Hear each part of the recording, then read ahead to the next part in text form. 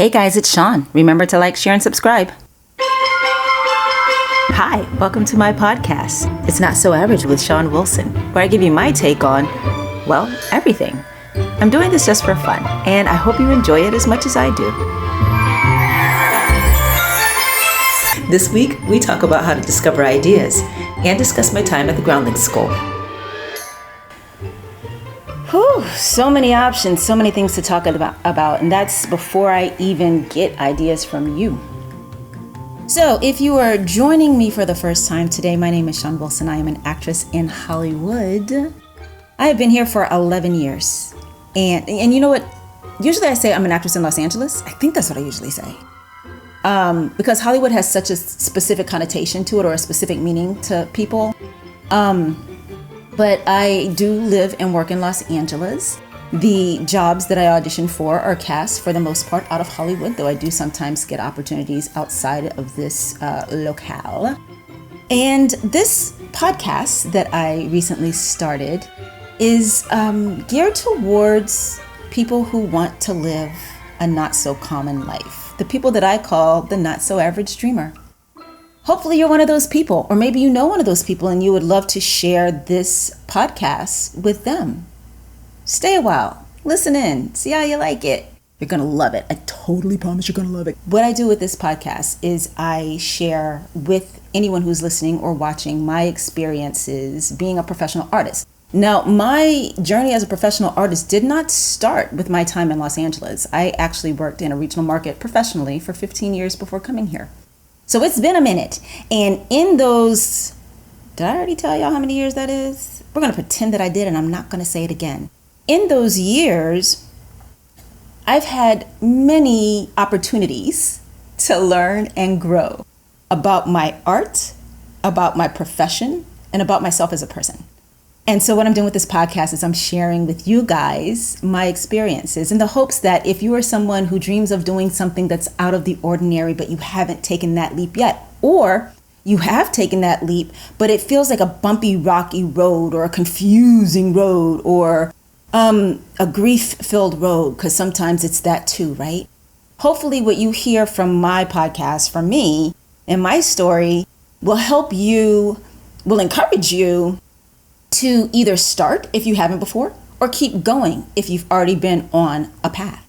So having looked at some of the ideas that I have so far for episodes, and again, I am so open to hearing what you guys want to talk about. So if you have an idea, please shoot me a message at live@notsoaveragedreamer.com.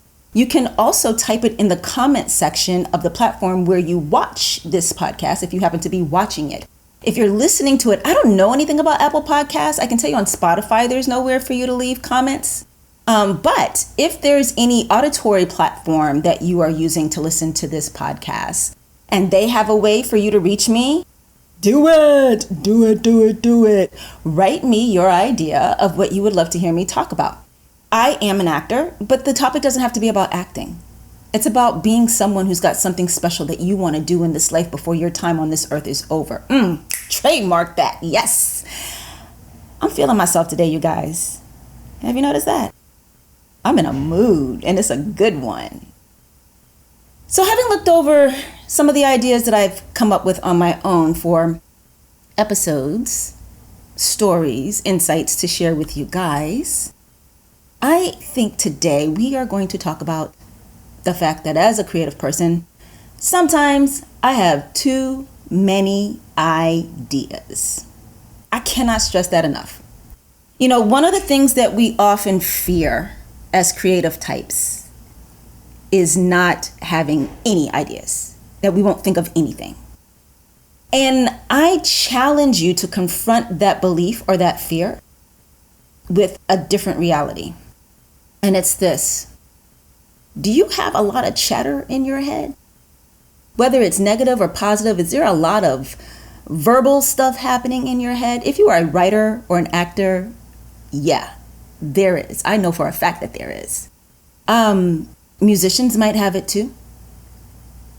Dancers have it less, because as dancers, and I say we because I dance too, I also sing. Dancers, actually what I was going to say is that dancers don't have that kind of chatter. When I am actively dancing, my head is not doing that. And it's because with dancing, we regulate our bodies by crossing meridians. I'm not going to get into a whole big conversation about what that means today. What I will say to you is this. Dancers live a very balanced life, particularly if they are in class. It may be different for street dancers. I doubt it, though. But if you are someone who takes in a class or is a member of a company that starts your rehearsals with company class, when you do your dance exercise, you do everything from the left and then you do it from the right. If you're ballet in particular, I'm talking about ballet. In jazz, it's the same. It is the same. When I was doing jazz, it's the same. And so when I say do it from the left, in ballet, we hold the bar with our left hand and then we dance with the right side of our body. And then we turn around and do the same exact exercise on the other side. We do that with everything at the bar. Then we go to center and we do everything from the left side of the room across the floor towards the right. And then we do everything from the right side of the room across the floor towards the left. And so that creates a balance inside of us as dancers. So dancers may not struggle with this constant freaking chatter in the brain like other people do. Notice I didn't say artists, because that kind of over-communicative mind is not specific to artists. But I can say as an artistic type, as a creative person, as a visionary or entrepreneur, you probably have a ton of ideas and you might not even know it. You might not even recognize it because of the fact that it's just in your head as background chatter. And what started happening with me, I want to say about a year ago, if that long, is when I would wake up in the morning, I would immediately start doing those ideas. Whatever idea was in my head that day, let me say that differently. Let me say it better. I'd wake up in the morning with a thought, with an idea. It wasn't always a creative idea about something to do as an artist. Sometimes it was an entrepreneurial idea, something to do with my business. And most times actually it was that, right? And I would get up and I would immediately start working on that idea. And it would hijack my day. Now, this is not one of those situations where, sometimes you hear people who talk about productivity or talk about personal development or write about it. You'll hear them talk about why it's so important to have a morning routine and not just start your day with going straight to email because it hijacks your day. This is true, but that's not what I mean. Because when you are a creative type or a visionary entrepreneur, you tend to think, I'm sure, when you do get an idea, it's like, ooh, this is a good thing. This is not derailing. This is the path. And so in my case, I would jump up and I would start working on it right away. And sometimes I wouldn't even jump up. Sometimes I would be in the bed, pick up the phone and start doing things because everything is digital now and everything is mobile. I can update my website on my phone. I can create a new gig on Fiverr on my phone. Whatever the thing was, whatever the piece, writing out new descriptions for products, whatever it was that was in my head, I can do that on my phone. Because see, there's Word on my phone. There's Google Docs on my phone. There's Sheets, there's Excel, there's, Sheets and PowerPoint, no, Sheets and Excel, PowerPoint, and what do they call PowerPoint? The generic version of it, the Google version? I don't remember. But either way, everything you can possibly need for executing an idea is there on your phone.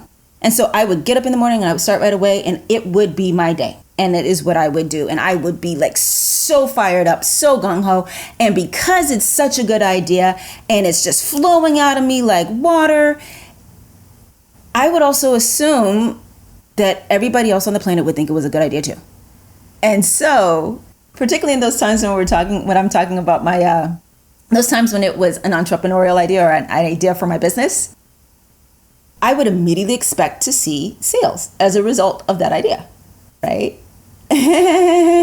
So what happened was, what would happen often is I would come up with the idea, start in on the idea right away, spend the entire day executing it because I don't do anything by half measure. Another mark of my artistic self, my creative self, my visionary self. You probably have this too. And I would spend the whole day because I got locked into it. It's probably some sort of obsession, maybe even an addictive tendency. I don't know. But I could not stop until I was done. and it would be my entire day. Now, I would stop to eat and I would stop to pee, but for the most part, nothing else came into my consciousness, my awareness on that day except that idea. Now, I'm talking about this as though it only happened the one time, but that is not the case. This has happened many times. I get a lot of ideas. So then what it became was I would start writing down the ideas. And here's why I do that. Now, when I wake up, I will still allow myself, if I have ideas in my head, if it's one or multiple ideas, I will still let myself grab the phone, type it into the phone so that I can come back to it later. And here's why. Because when I would just jump in and do the ideas, when I would just jump in and start executing it and go full throttle, and I've already mentioned this, it didn't necessarily have the result that I thought in the moment it would have.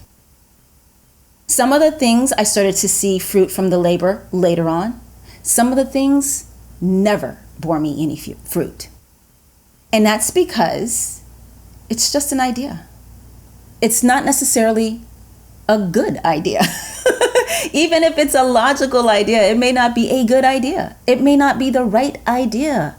It may not be a fit of an idea energetically, you know. Ideas come and go. And the fear that we sometimes have that we are not going to ever think of anything is a false fear. So whether you're someone like me who, when I have the idea, I immediately execute it, that's probably also based in a fear that I'm not going to have future ideas, right? And so I have to act on this one right now. You know, so if you're someone like that, go ahead and pump the brakes a little bit. Chill out, you know? Or if you're someone who actually still thinks, even after what I've already said, that you don't, or let me rephrase that. Even if you're someone who thinks that ideas are hard to come by, or worries or is afraid that you're not going to think of anything to create or to talk about or to do, depending on what medium, what channel, what industry you work in. This is not true. You will always have new ideas. You just have to be able to recognize them as ideas. And once you have recognized them as ideas, rather than jumping in and going hard like I do, instead of doing that, what I would like to encourage you to do is something that I've started doing. And it's I get up in the morning, I write down the idea. Even if it's multi-layered, if the whole onion is fully bloomed in my head, I go ahead and write the whole thing out. And then it's there for me to come back to later. So I'll do it on my phone. Sometimes during the day, ideas will come to me. And when ideas come to me during the day, I now have a notebook that I jotted down. And I don't necessarily, in fact, not even necessarily, I don't at all execute right away. And what I'm finding is, with the passage of time of this new practice, is sometimes days pass and I've forgotten about the idea altogether. And then I'll see it in my phone or I'll see it on my notebook. And I'm like, oh, yeah, no, it's a good thing I didn't do that. Because here's what it would have done to my life. Here's the ways in which it would have changed or possibly hindered what I already have going on or what I hope to have going in the future that it could get in the way of. Or, oh yeah, that would have been much more complicated than I realized at the time. And it is okay to shy away from complicated things every once in a while. Don't let anybody tell you different. You don't need to make your life hard. Hard doesn't necessarily equal successful. I'm going to say that again. Just because something is hard or difficult, or you have to challenge yourself or overcome an obstacle to do it, doesn't necessarily mean it is the right thing to do. It doesn't necessarily mean that it's a fit for you. It doesn't necessarily mean that it's going to benefit you. It doesn't necessarily mean that it's going to benefit others. And when we go to execute ideas, particularly those of the creative type or the entrepreneurial type, we are not just thinking about ourselves and what we want to do for ourselves, what we want to create for ourselves. But whatever we are making, we are creating it as a gift to others. Whether it's that they get to observe the thing we've created, if you're a painter and they get to see the beautiful work of art you've made, or if you're a performer like myself and they get to watch your performance, Or if it's a product that you've created and they get to buy and consume your product or buy and utilize your product, or it's a service that you provide and they get to make use of that service to help make their lives better or easier. These are the things that come up when we create something. Whenever we create something, whether it's art or business, it is for us and others. Dare I say it is for us and the world? I'm going to claim that. It's for us and the world. Now, we don't all have the Oprah Effect, but what we're doing is touching somebody. Yeah? And so if that's the case, if what we're doing is touching somebody, isn't it better that we make sure we're focusing our energies towards those things that are going to be resonant to us and our souls longer term? Not just a great idea echoing so loudly as though it's in a cathedral today. Sounds great today, looks great today, might even feel great today. But what about 3 days from now? What about a month from now? What about a few years from now? So another tool that I want to get better at doing, that I have not really started utilizing yet, but it's come into my awareness as something to think about, is thinking about the idea more, playing it out in my head. If I do this, then that. If I do this, then what's the next logical thing that would happen next if it worked out? If I do this, what's the next logical thing that would happen next if it doesn't work out? In a way, that's a kind of visualization. It's definitely a thought experiment. In a way, it's kind of not so much visualization as it is let's pretend, what if, mental role play. You would think as an actor I would have better words to describe what it is. It's definitely using your imagination. And as creators and entrepreneurs and visionaries, we use our imaginations. And sometimes we may forget to use it in a way that is productive towards figuring things out before they need to be figured out. Because we do a great job. I personally do a wonderful job of going into the figure it out part of my brain when there's already a problem. But if I could spend more time, or if I could even spend a little time, even some time, just like a second, Shon, if I could spend some time thinking it through first, as I say it out loud, it kind of sounds like I've been immature for a very long time. We might have to examine that. But if I think it through more fully, both sides, not just if it works out, because I'm very good at assuming everything is going to work. And everything doesn't work. And this is why every idea doesn't need to be followed. And not every idea is a good idea. And as I'm pretty sure I have mentioned before in other episodes, and you'll hear me say it again because I really believe in this. If you find yourself on a path, if you find yourself on a project, if you find yourself in a situation or with people that do not fit, that do not work, that does not fit, that does not work, which way does that go? Let me think about that for a second. If you find yourself on a path which does not work, if you find yourself on a project which does not work, if you find yourself with people who do not work for you, if any of those things don't work, give yourself the space and the grace to stop. One of my flaws is I have to finish. Again, this is a little obsessive. I have been accused by someone whose name I will not mention, Justin, of having slight OCD. He might be right. I don't know. All I can say is this: his life is better for it because I'm organized. So I tend to feel the need to go all the way when I've started something. And the first time that I can recall, there may have been other times, but the first time that I can recall right now that I let myself quit something, after I reached the point of maturity, not point of majority, the point of maturity. Let me clarify. I used to be a bit of a mess when I was younger. I mean, I just liked to have fun. I wasn't organized. I was not responsible. I enjoyed myself and my life a lot. However, because of the fact that, and I'm talking about as an adult, I'm talking about in my 20s, right? Not as a little kid. As a full-grown adult, I was just a bit of a mess. And so it's not that having fun is inherently wrong or makes you a mess, or being disorganized doesn't, but I also had a nice dose of dysfunction to go with those traits.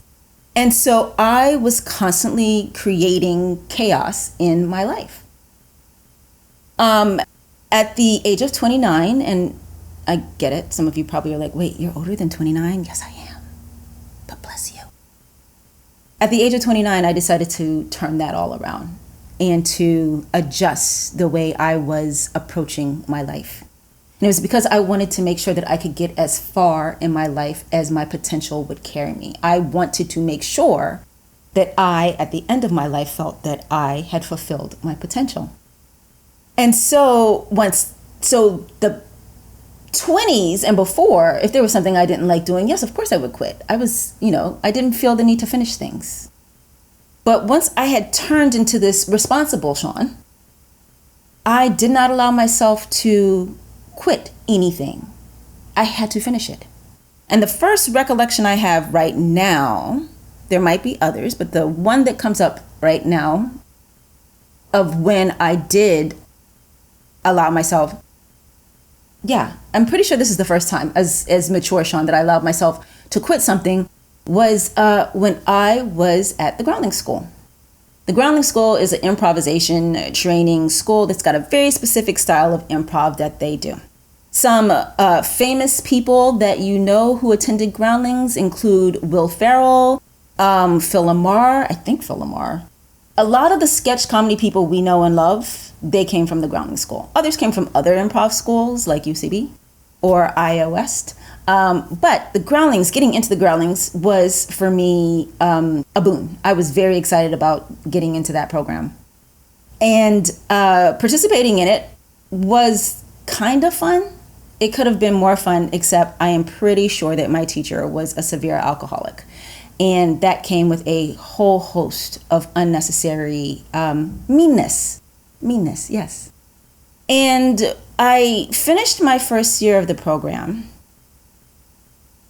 Oh, sorry, not year, 6 weeks. It's 6 weeks. God, I overshot that a lot.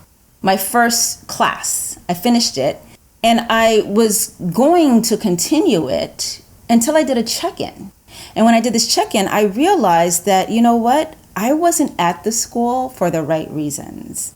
And I didn't know that when I auditioned for it and got in. I found that out after I had been there and learned that what I had hoped to accomplish from being there was not what that school actually does. I'm contemplating whether or not to tell y'all.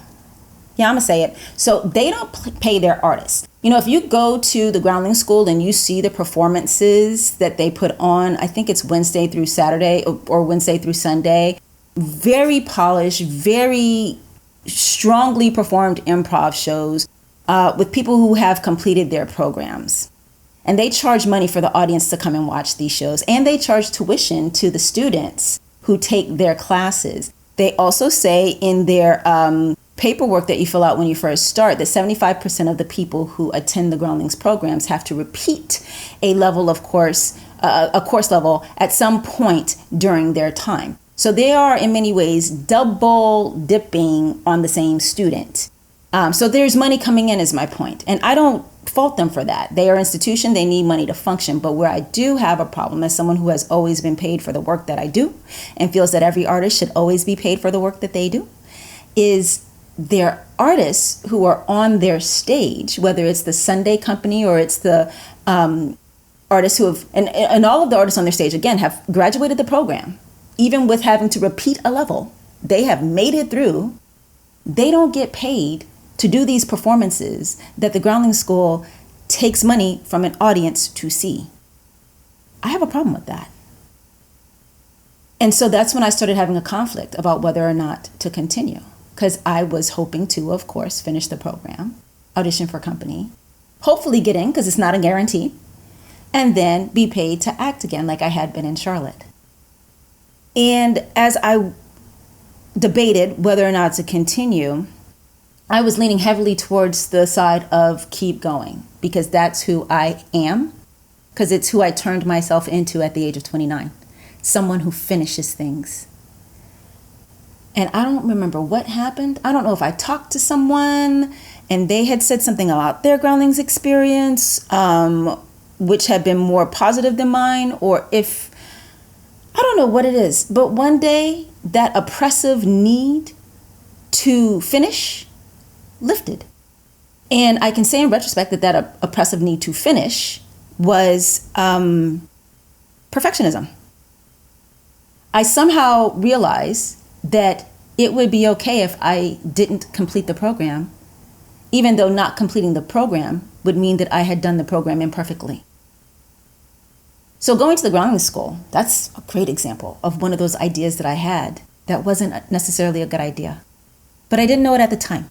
So sometimes we can figure it out ahead of time if we do that little thought experiment I talked about. Play it out in your head. Play it out in your head. What happens if I do this thing and it works out? What happens if I do this thing and it doesn't work out? Just put it aside. Go away from it for a few days and come back and see if it still feels like a good idea. And then there's the third thing, which is when you go through with the idea, or at least start it, and then you're in it, and then you go, this is not, no, this is not, no, this don't work.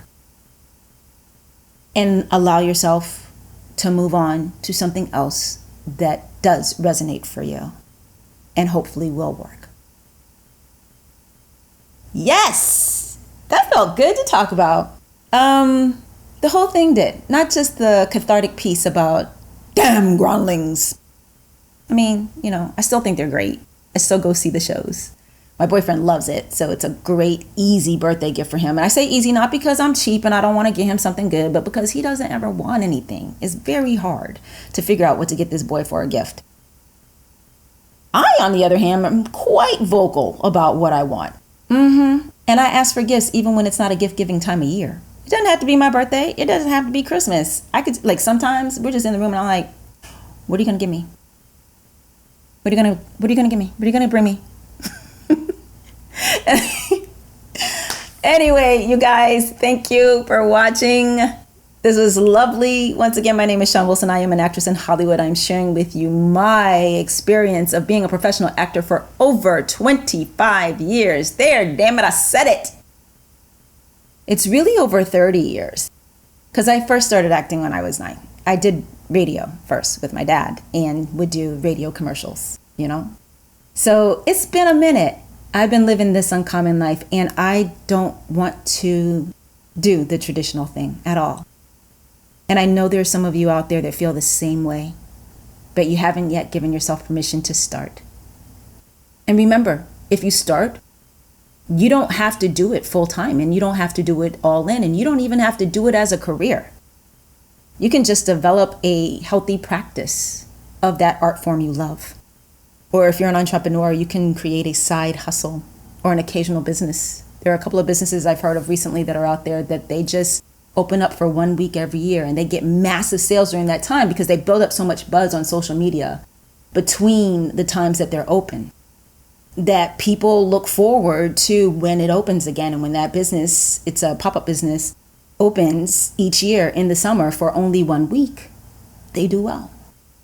So you don't have to throw your life away. Ooh, that didn't sound right. I didn't mean that. You don't have to discard the life you have to follow the thing that's in your heart. You can, if that works for you, but you also don't have to.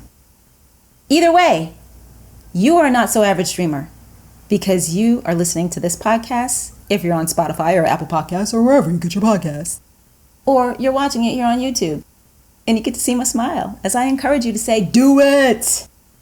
All right, you guys, I would sit here and babble forever because there is literally nobody here to stop me. So I'm going to go ahead and say goodbye, and I will see you next week.